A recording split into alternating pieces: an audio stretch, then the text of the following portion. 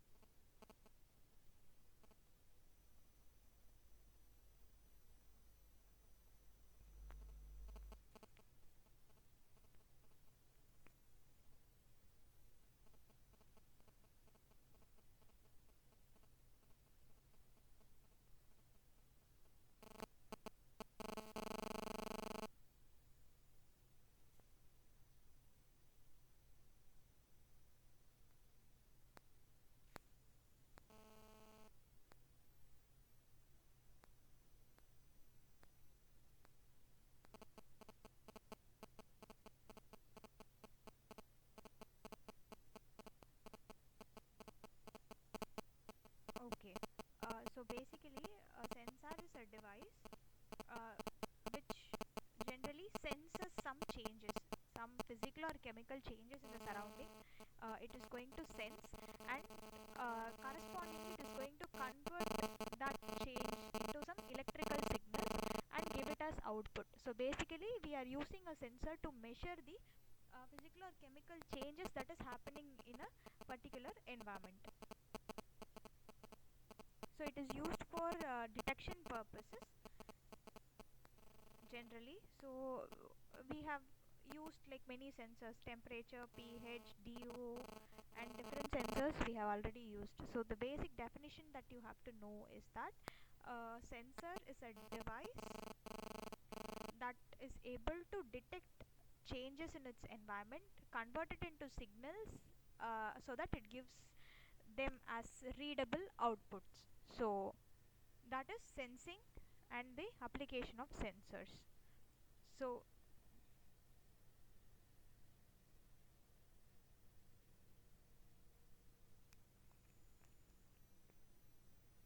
okay, so the second question is, what is the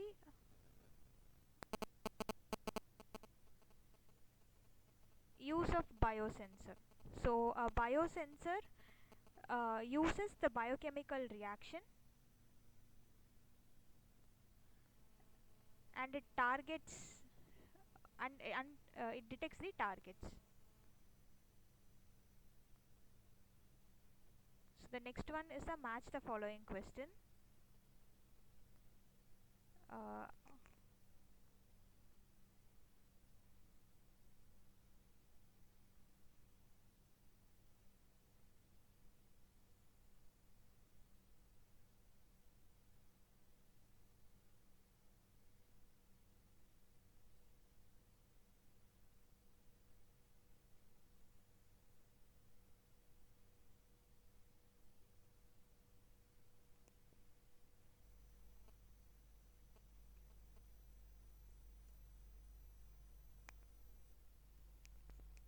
to match uh, the different ways of detection with the principle.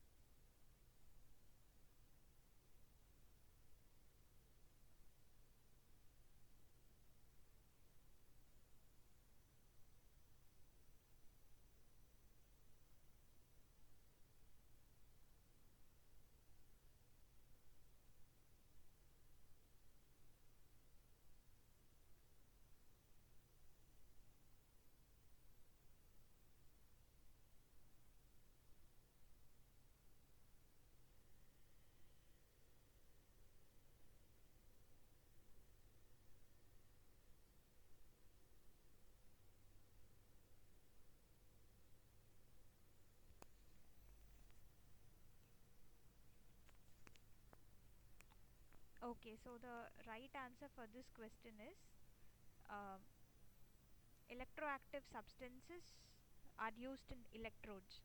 So that is when they can sense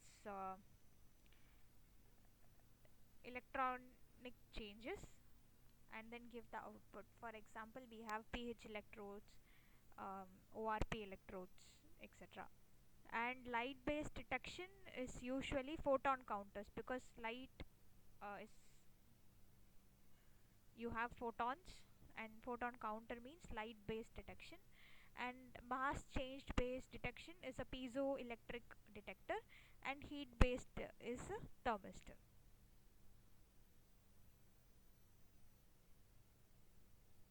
So the next question is, which of the following does not define the basic characteristics of a sensor?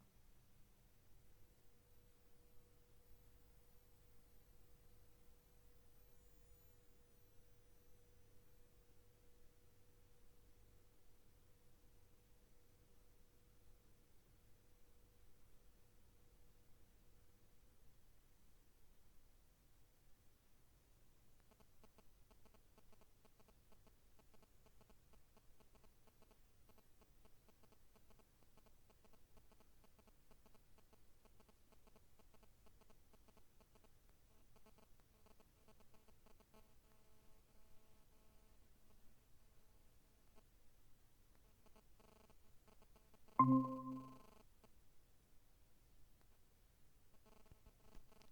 next, the question is, which of the following does not define the basic characteristics of the sensor?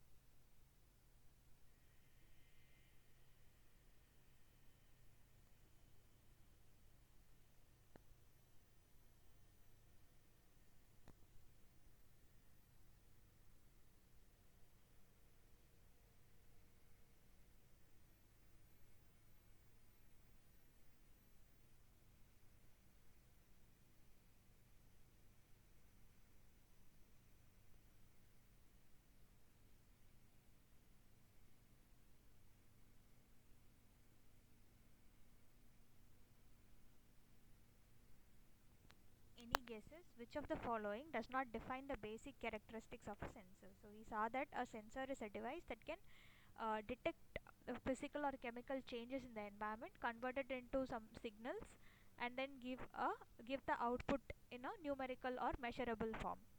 So you know what are the applications of sensors. Based on that, could you take a guess on which of the following is not a basic characteristics of a sensor?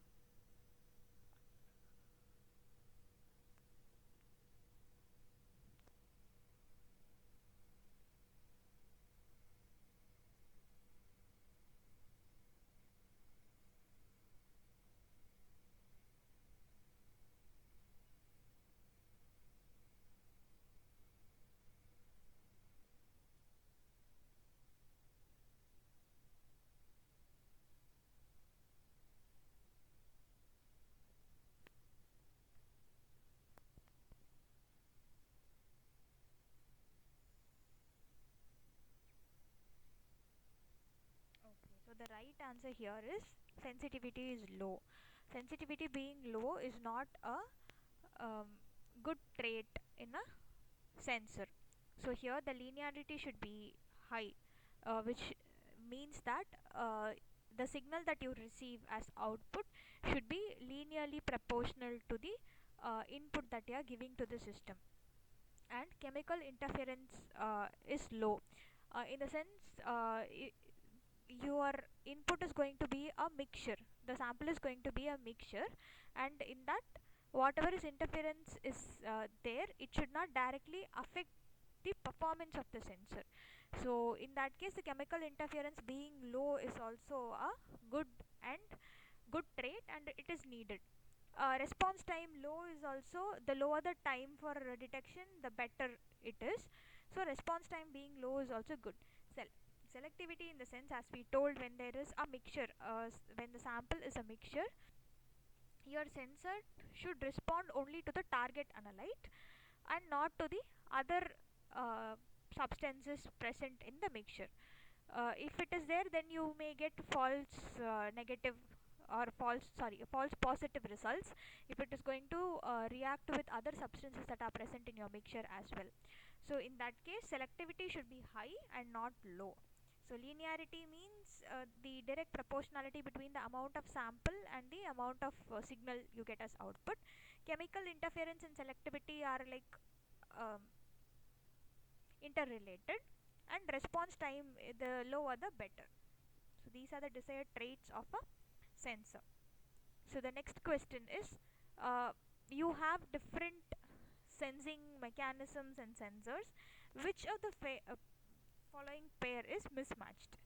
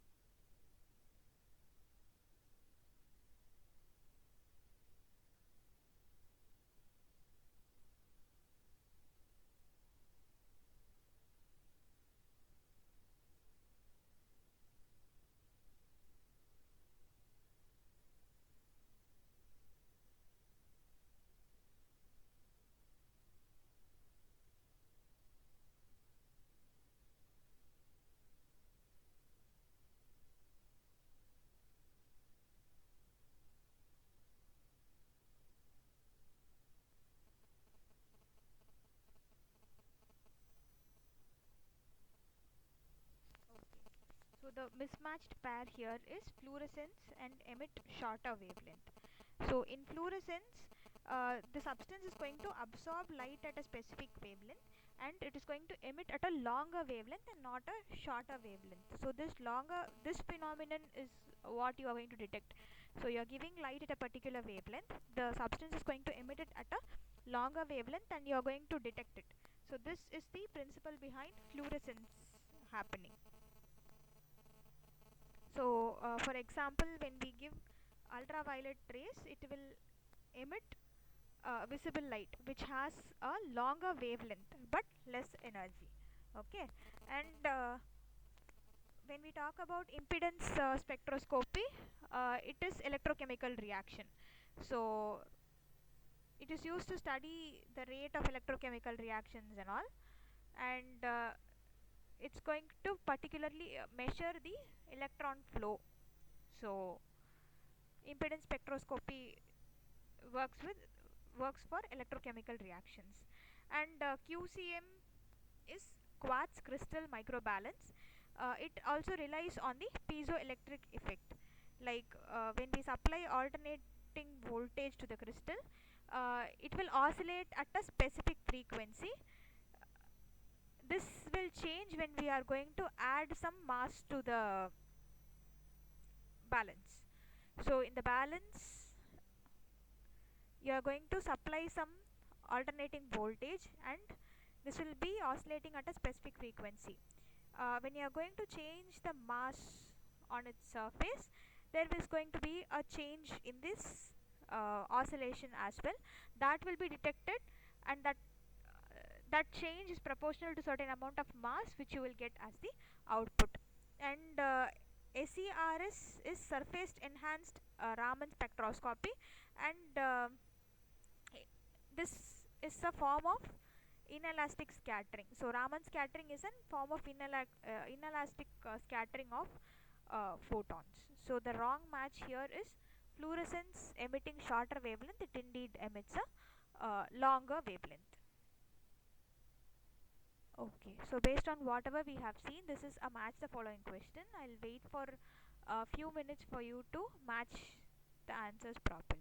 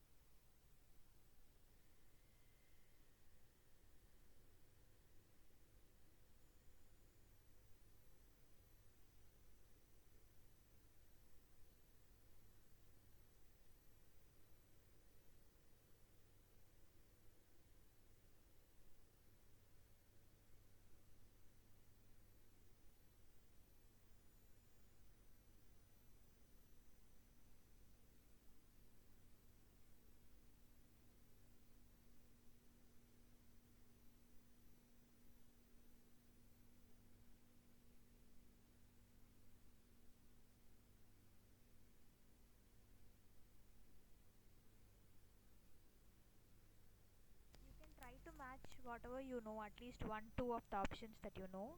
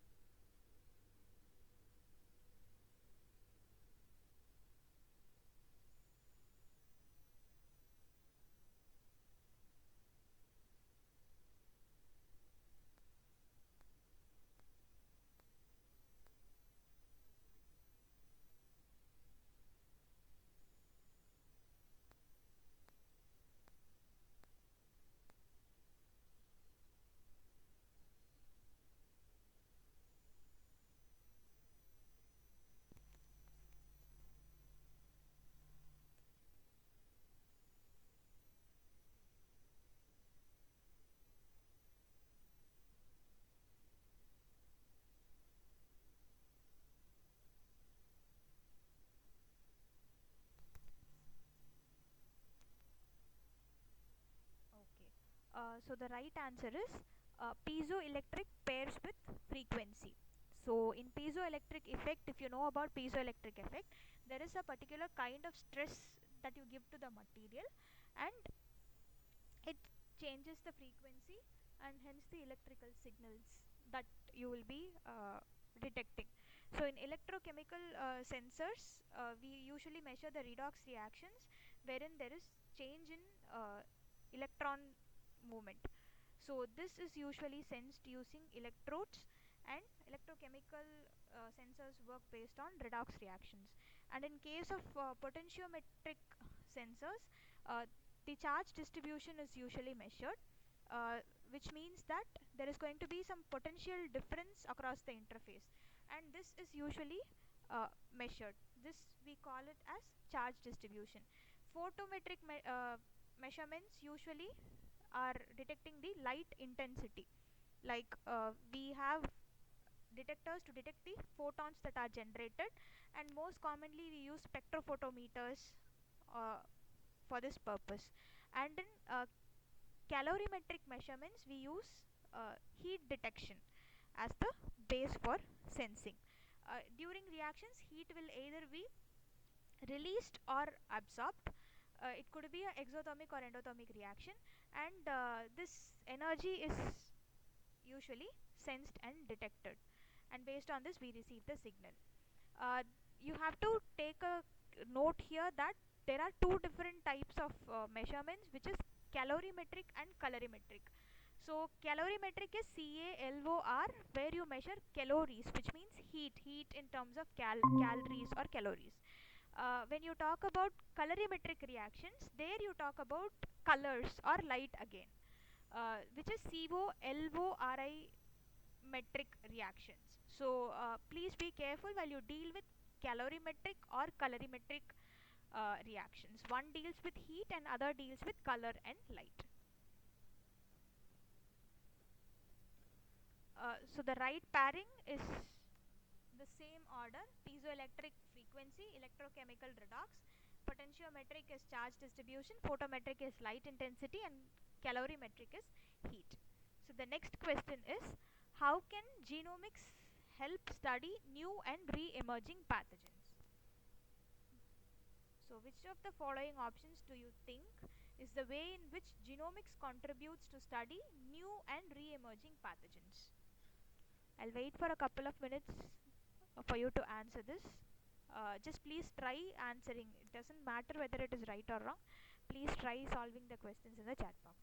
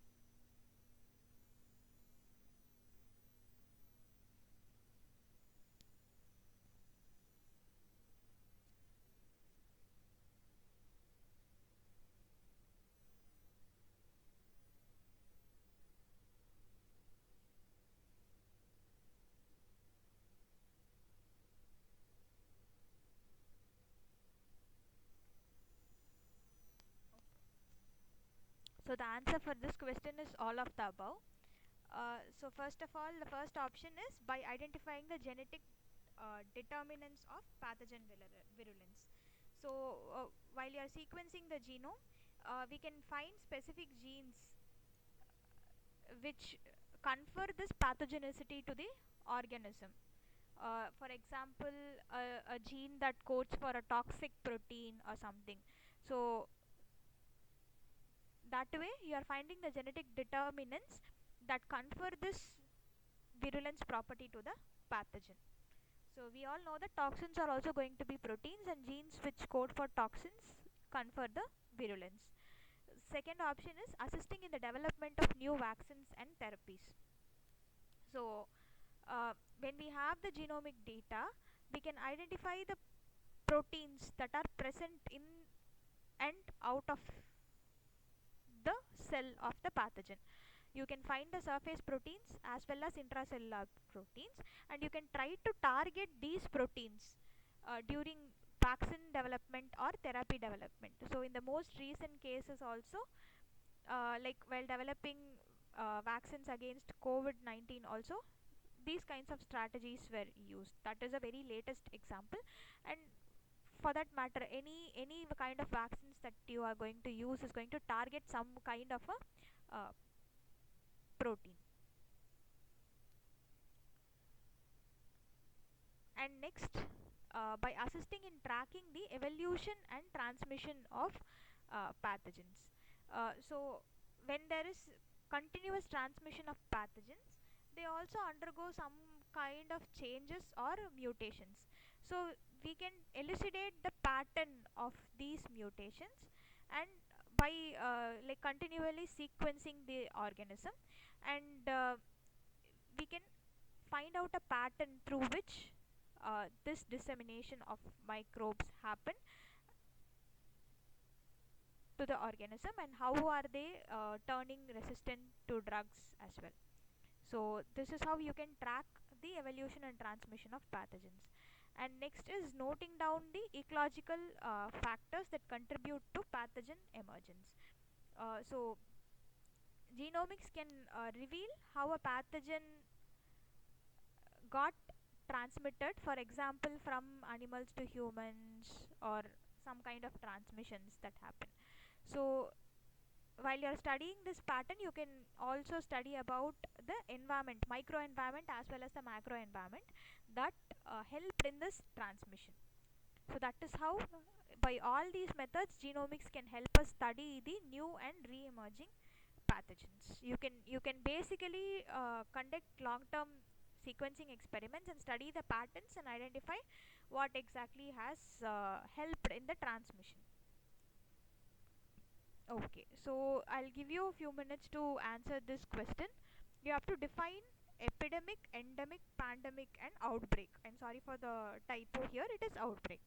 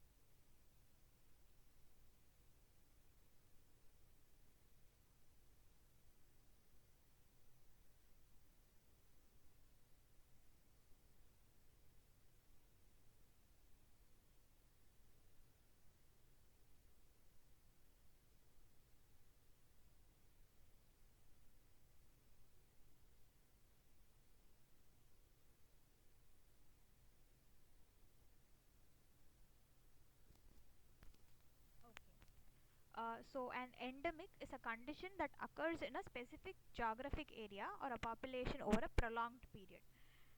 So, for example, let's take malaria. So, malaria is consistently present in some parts of the world, and it is very predictable.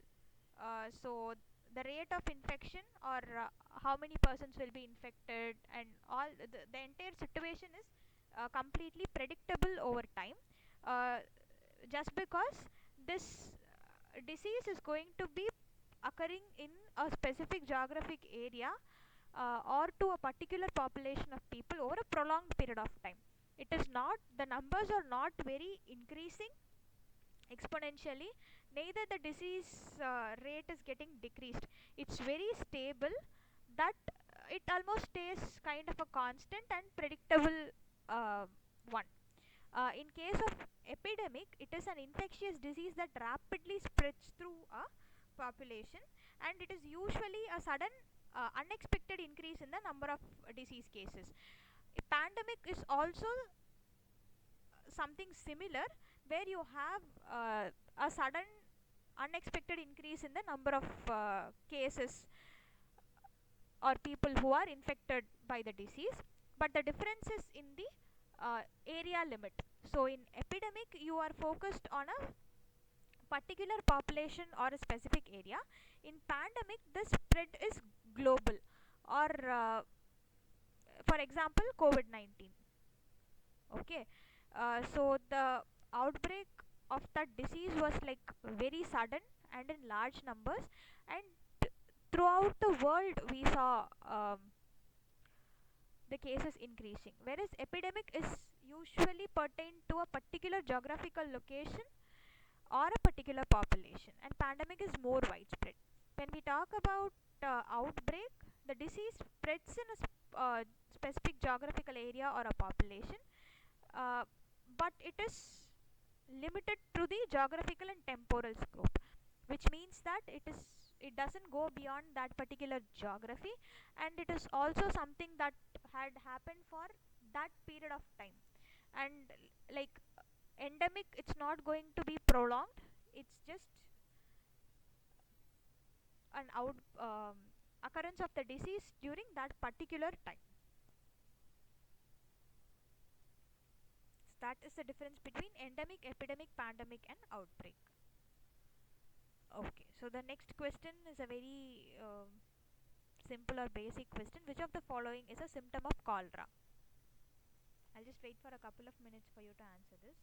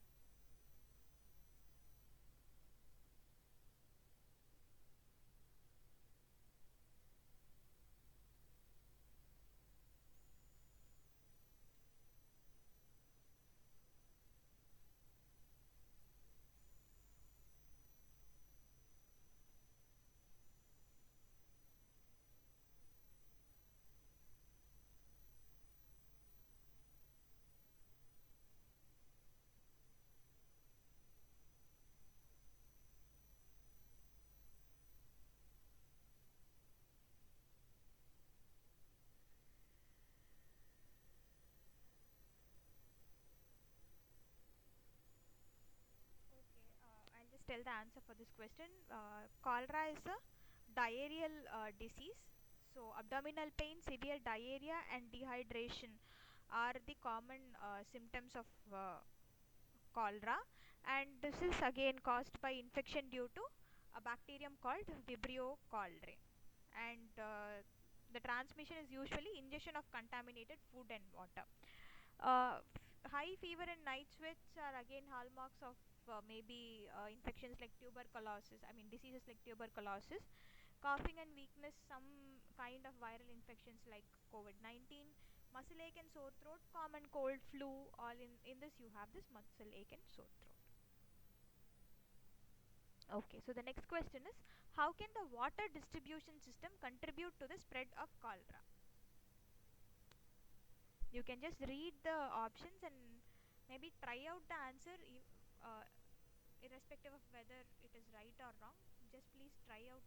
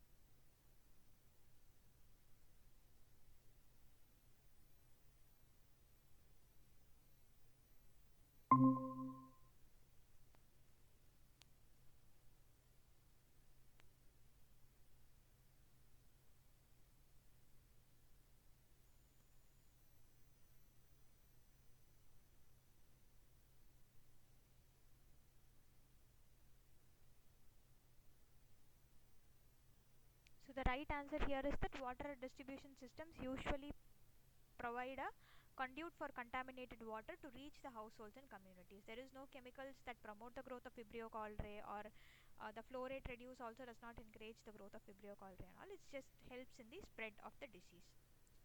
Okay. So there are two statements here. You read the statements carefully and assess which of it is true and which of it is false.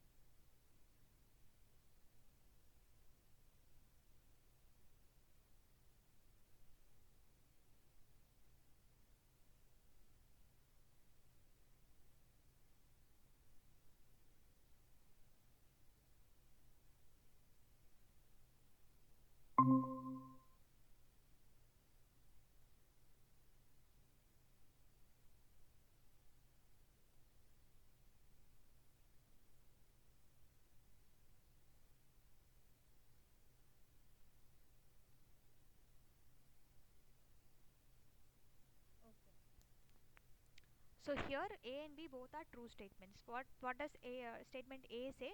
High sensitivity is a preferred characteristic of a biosensor as it allows for detecting low concentrations of the target substance or organism in a sample. The statement B states that um, biosensors are designed to be highly specific to detect the target substance or organism in the presence of other substances or organisms in the sample. So the first statement talks about a characteristic called sensitivity, and the second term talks about the characteristic called specificity. So sensitivity in the sense how much is the least amount of sample that your sensor can detect.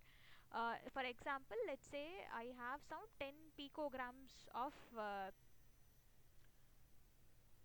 the sample, but the sensor can detect a minimum quantity of 10 uh, micrograms. Then if I'm going to give that sample to the sensor for detection, then I will get a negative result. But it is not truly negative, it's a false negative result. Though the sample contains that substance, still the result is going to be negative, stating that the substance is not present. The reason of getting such false negative result is that the sensitivity of the sensor or the detector is very very uh, inappropriate. So if the sensor can detect a minimum of 10 micrograms and I am feeding it with picograms, obviously it's very low. So in that case it will tell that no, this uh, sample that you gave doesn't contain the target substance or organism that you are looking for. So that is the principle behind the first statement. And the second statement talks about specificity. So I am giving a mixture of substances to the sensor, but it should read only the substance that I wanted to read. Let's say we have A and B, and A in a concentration of 10 micrograms and B in a concentration of 5 micrograms. Let's say I'm getting a concentration of some 13 micrograms. It means that some way or the other the sensor also read the B sample as well. uh, so it is not very specific, it could also read the B sample, so that is why I'm getting the wrong results. If it is very specific, I'll get only 10 micrograms as the result here. So in that case, they have just defined what is sensitivity and what is specificity, and both these are very essential traits of a sensor or a biosensor.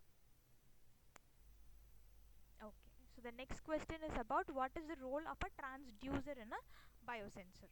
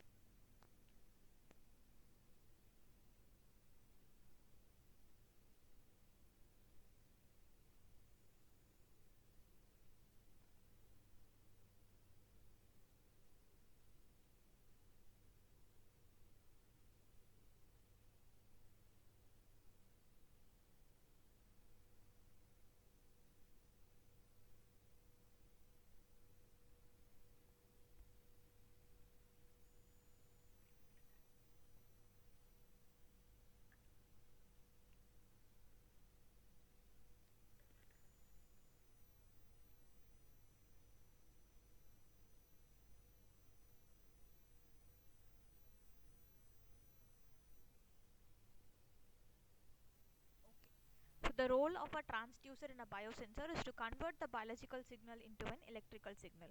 So when we talk about a biosensor, it has essentially two components. One is the receptor and another one is the detector. Essentially a biosensor first has a biochemical signal that is then converted into some other readable signal, for example an electrochemical signal. Okay.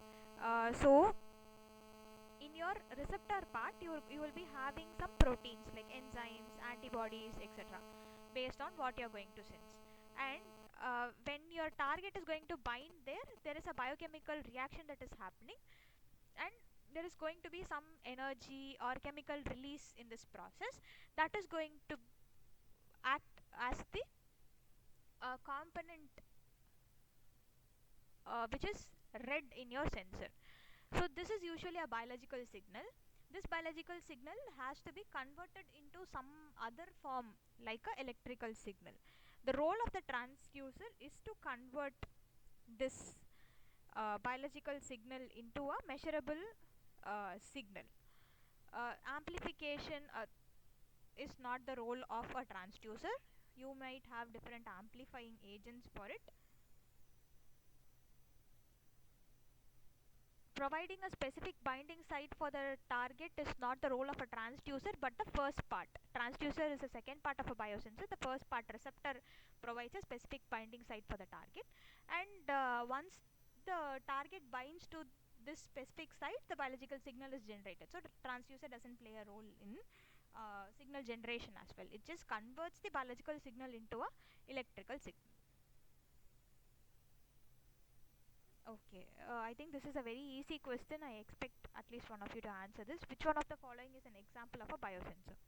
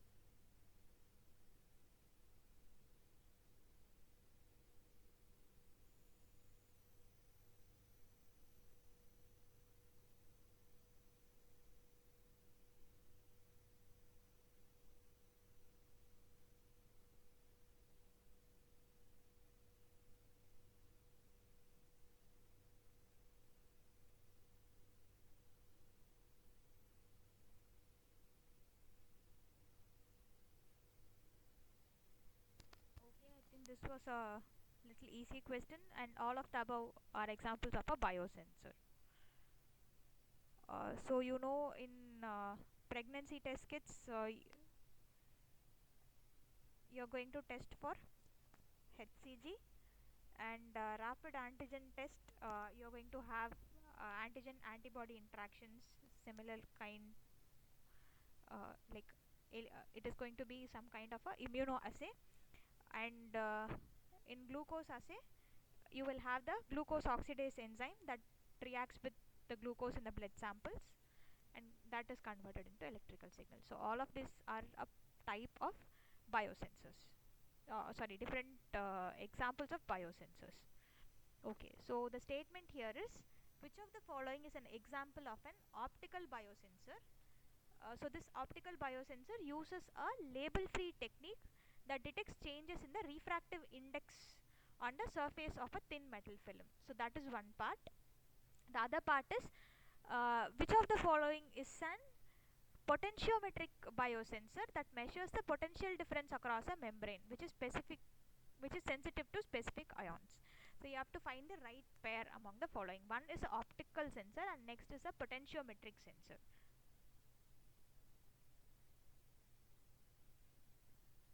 I think screening the question is going to be very easy. Out of the two options, you can choose which is a optical sensor first, and then go with shortlist two options and then see which is going to be a potentiometric sensor next.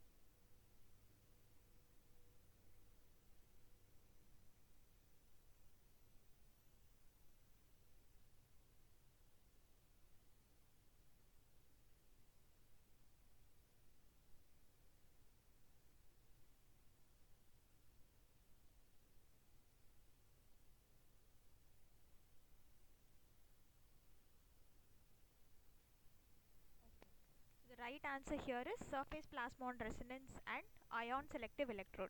So it's very easy that out of surface plasmon resonance, SPR and ELISA, SPR is obviously an optical biosensor. ELISA, I think it's a very common test that many of you would know, and it's not an optical biosensing technique. Okay, now the confusion comes between uh, option A and C, where the B has ion selective electrode and quartz crystal microbalance. So when we talk about quartz crystal microbalance, it works based on piezoelectric effect, which is the stress on a material makes it change frequency, and that is being detected. So it's basically piezoelectric effect. Okay, so while talking about surface plasmon resonance, it is an optical method where it is also a label free method where you don't need any label, but you measure the change in refractive index that occurs in a metal dielectric interface.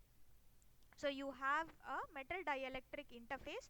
Usually we have maybe thin gold films over glass. So this is a metal dielectric interface.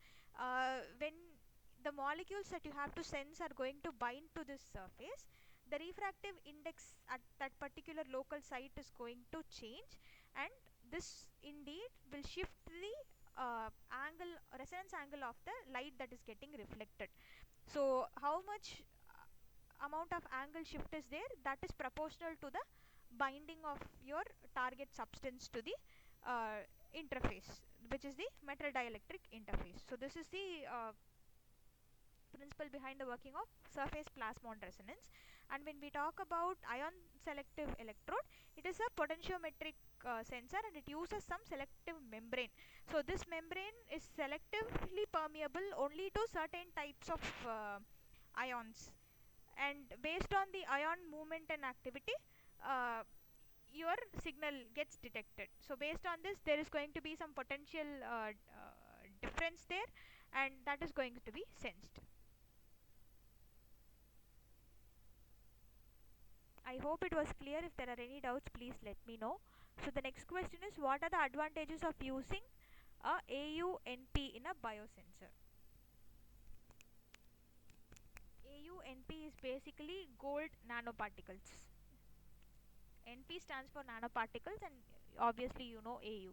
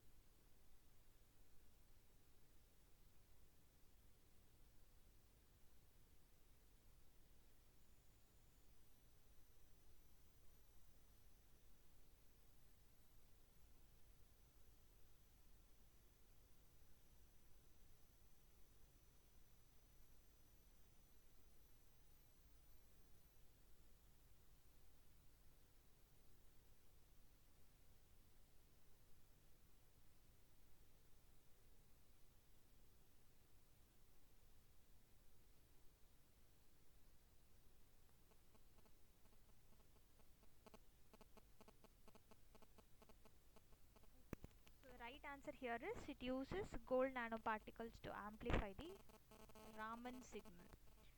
So this is a very subjective question, where gold nanoparticle is generally used in surface enhanced Raman scattering based detection. So the gold nanoparticle usually has good optical, electronic, and catalytic properties. So that is why it's ideally a very good component to be used in a biosensor. And these specifically enhance the Raman scattering of the molecules, so that we can increase the sensitivity in the detection, which means even when we have very low amount of sample, this gold nanoparticles can enhance the Raman scattering, and hence it increases the sensitivity of our analysis. So that is why the major use of using gold nanoparticle is that it amplifies the Raman signal. Okay, so the next question is the exposome. I think we saw one or two questions in this context in the previous session as well. The exposome concept primarily addresses which of the following?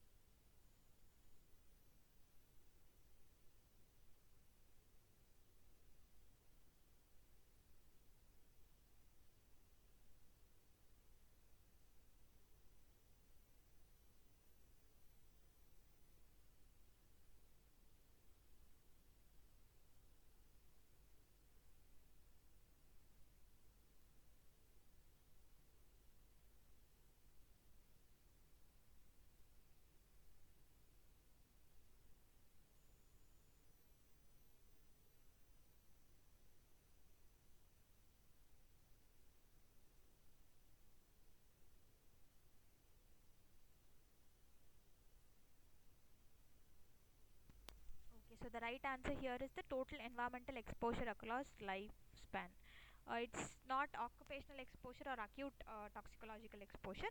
It talks about entire environmental exposure that an organism undergoes across its lifespan, right from its birth to the death. Whatever influences that it gets from the environment, physical, chemical, all of it, and how it changes the metabolism of the organism, all of it is accounted for in the exposomes. Okay. Which of the following do you think as the major limitation of environmental health studies?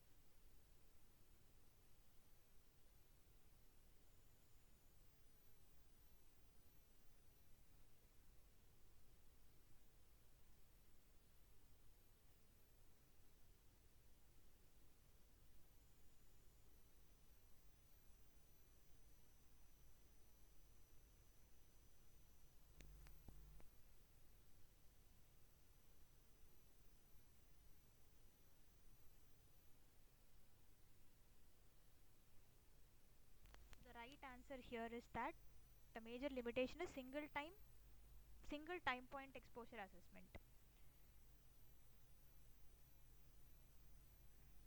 So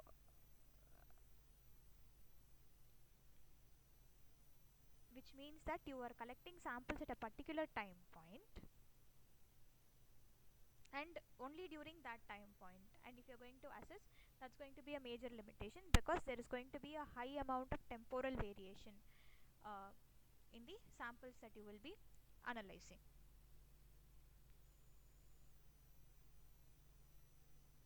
Whereas the first one, overestimation of exposure, is also a limitation. It's not like exactly a limitation of the current studies that we are doing. It's basically a bias It's not a very rigid limitation. Okay. And similarly, lack of genetic data and excess biomarkers are challenges but not limitations of the health studies. Okay. So the next question is, which property ensures minimal interference from other chemicals? I think in two or three questions previously I have discussed this.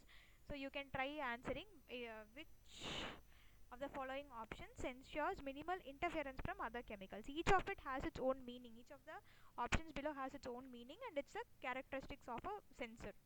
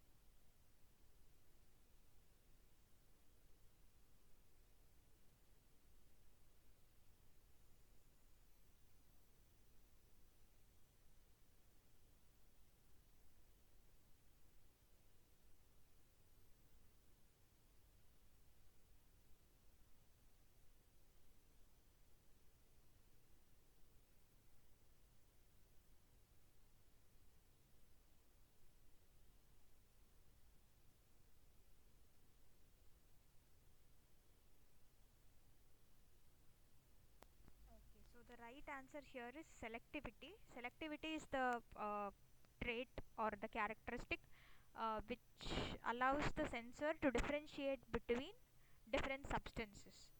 So the target substance is the one that you have to detect, and any other thing is going to be your interference, and the signal from that is going to be called as noise. Sensitivity is about the amount of sample. Linearity again is relation between the amount of sample and the signal or the output measured. Response time again is how much time does a reaction happen, if it is going to be some kind of reaction, how quick this reaction happens, and how quick you are able to get the results out of it. Okay. Next question is, amperometric biosensors work based on the principle of what?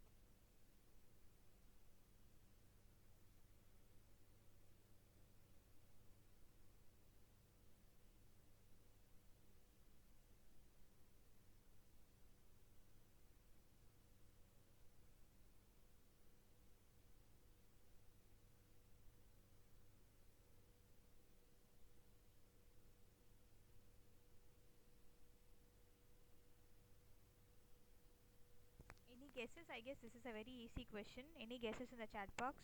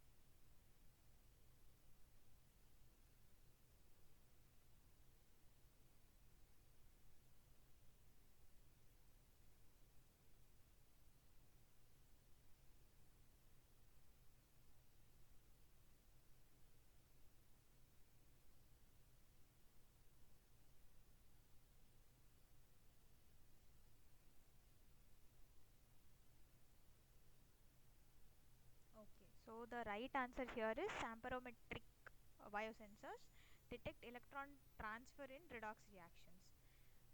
So here what happens is you have a working electrode and a reference electrode, and there is going to be a application of constant potential here.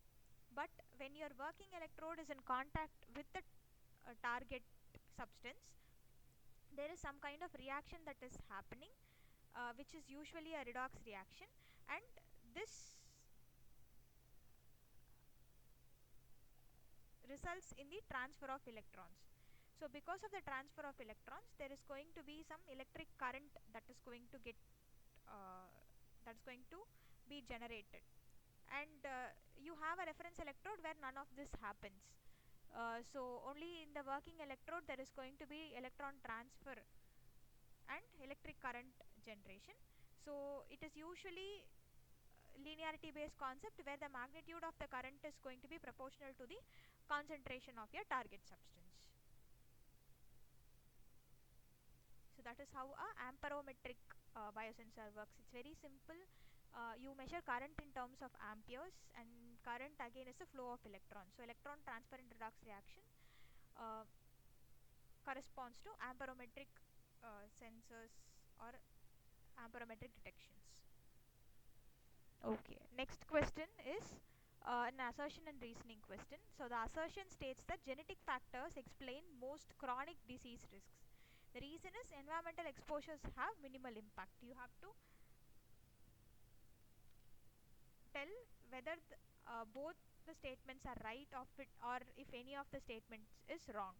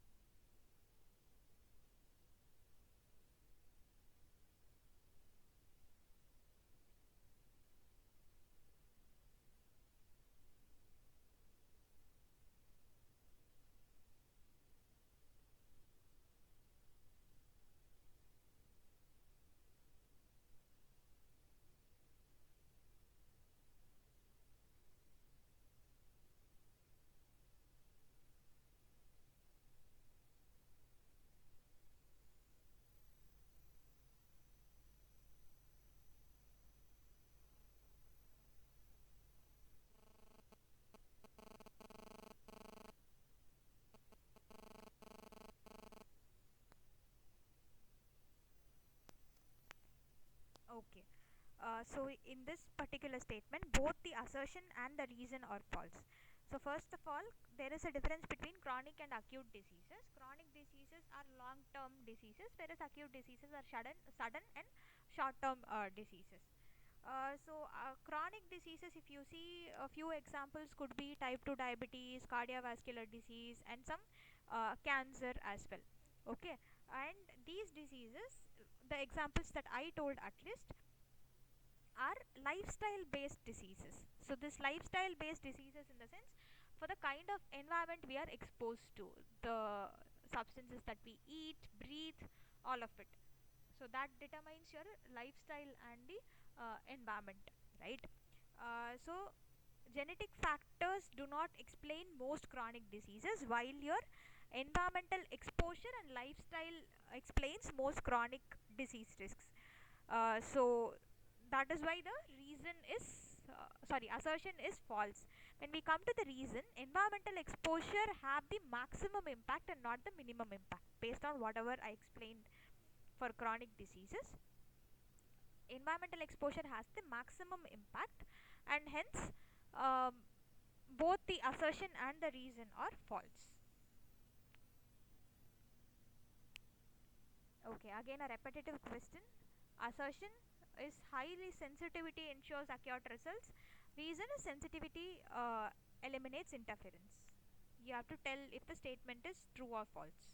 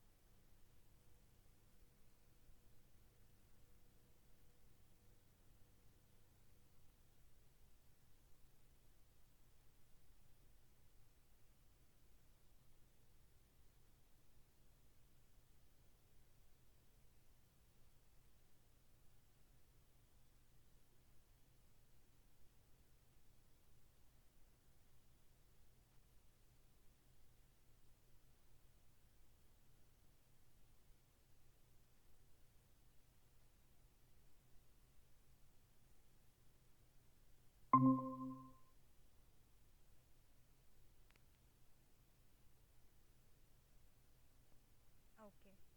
So the right answer is that the assertion is true, reason is false. High sensitivity ensures accurate results, obviously, but sensitivity does not eliminate interference. It is the selectivity that eliminates interference, and sensitivity is all about the amount of least amount of sample that could be detected using the particular sensing technique or the sensor. Okay, so we just have few questions left.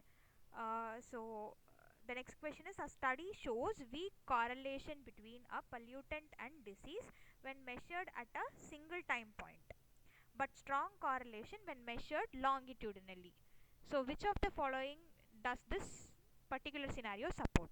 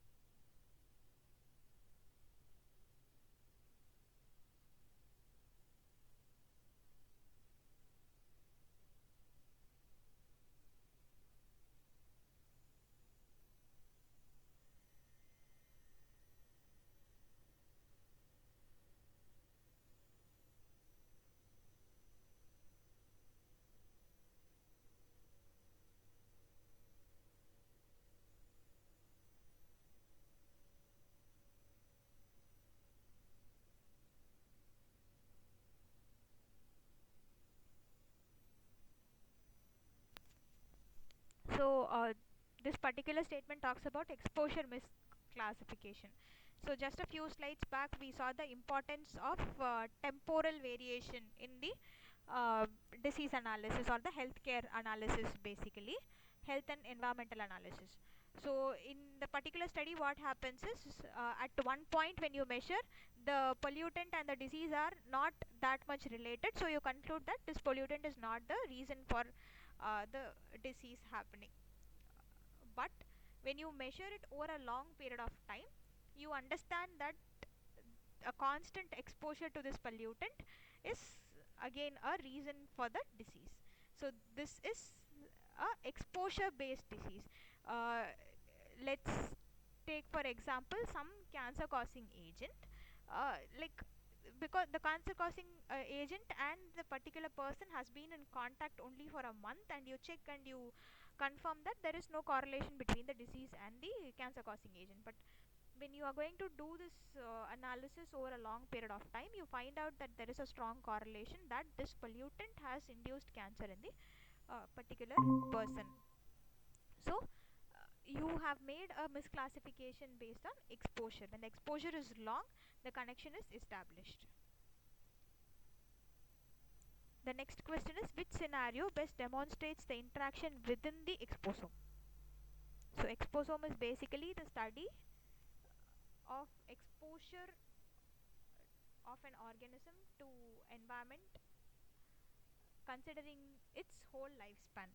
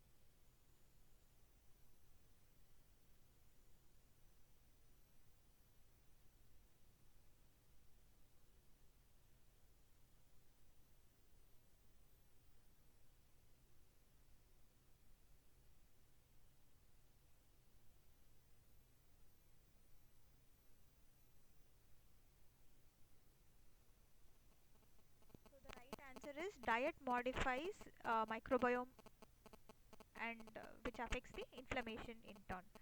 So as I told, it's the lifestyle or environmental exposure of an organism in its lifetime that's being studied in a exposome. I'll just walk through the other questions. A biosensor shows high sensitivity but poor real world performance in wastewater monitoring. The most likely cause is which of the following?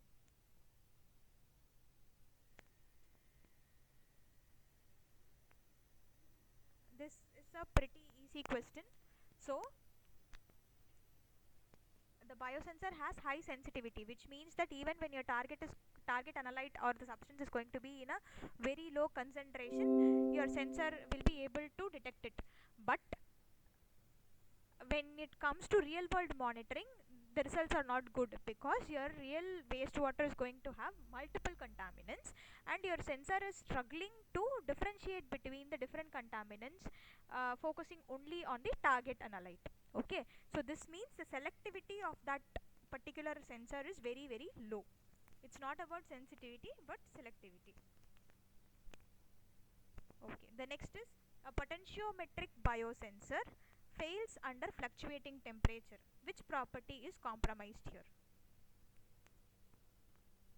The answer is stability or robustness. The sensor is not able to perform stably in the given condition. So, stability or robustness is the problem here. Next, the final question is, in an electrochemical DNA biosensor, the signal originates from which of the following?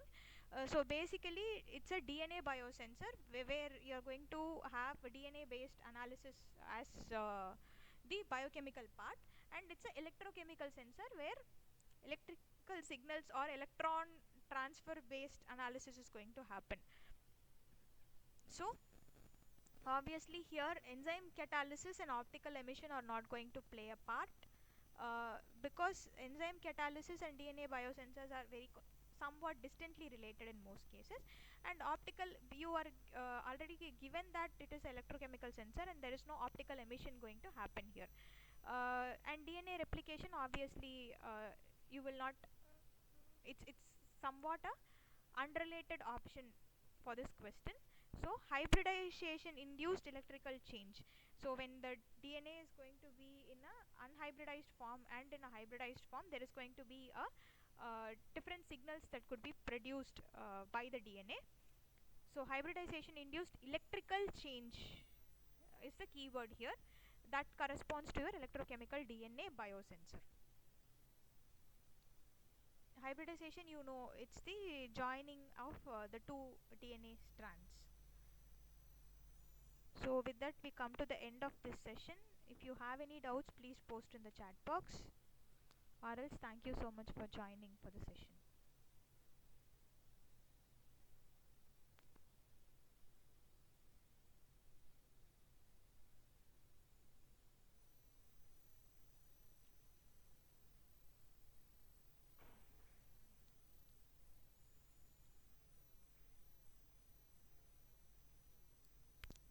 Is there any doubts?